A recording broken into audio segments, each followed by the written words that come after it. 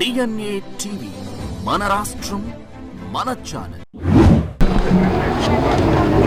ఈరోజు 2 సంవత్సరాల పరిపాలన పూర్తయిన సందర్భంలో ప్రజల సమస్యలు, ప్రజల సంక్షేమం, ప్రజల అభిప్రాయాలు, సమస్యలు తెలుసుకోమని గౌరవ ముఖ్యమంత్రి చంద్రబాబు నాయుడు గారి ఆదేశాల మేరకు తెలుగుదేశం పార్టీ కూటమి శ్రేణులు డోర్ టు డోర్ రాష్ట్రం మొత్తం కూడా తిరుగుతూ ఉన్నాం.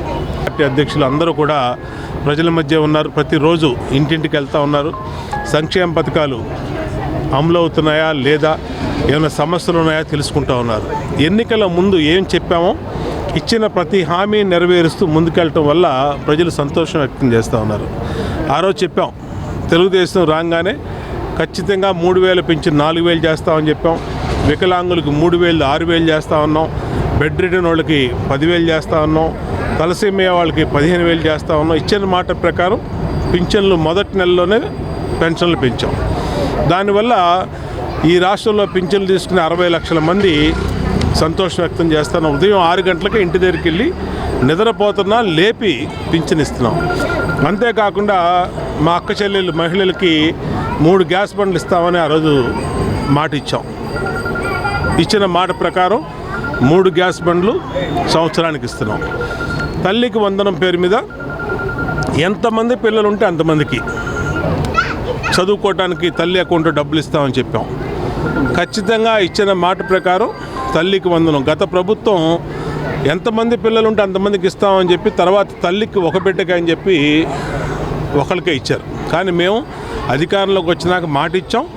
మాట ఇచ్చిన ప్రకారం వాళ్ళ పింఛన్లు తల్లికి వందనం ఎంతమంది బిడ్డలు ఉంటే అంతమందికి. ఒక ముస్లిం తల్లికి అయితే 7 పిల్లలు ఉంటే 7 పిల్లలకి తల్లికి వందనం ఇచ్చాం. కాబట్టి సంతోషం వ్యక్తం చేస్తూ ఉన్నారు. అట్లాగే అన్నా క్యాంటీన్లు పెట్టాం, బస్సులో ఉచిత ప్రయాణం పెట్టాం.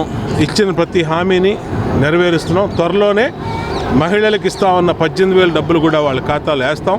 కొత్త పెన్షన్లు మంజూరు చేస్తాం. ఈరోజు 64వ డివిజన్లో డివిజన్ పార్టీ అధ్యక్షుడు రవికుమారు, అలాగే ఇక్కడ ఉన్నటువంటి ప్రధాన కార్యదర్శి బాబు, అలాగే మా భాగ్యలక్ష్మి, మా సీనియర్ నాయకులు శ్రీనాథు, గిరి అందరి ఆధ్వర్యంలో డోర్ టు డోర్ పాదయాత్ర నిర్వహిస్తూ ఉన్నాం. ఎక్కడికైనా సంతోషం వ్యక్తం చేస్తూ ఉన్నారు.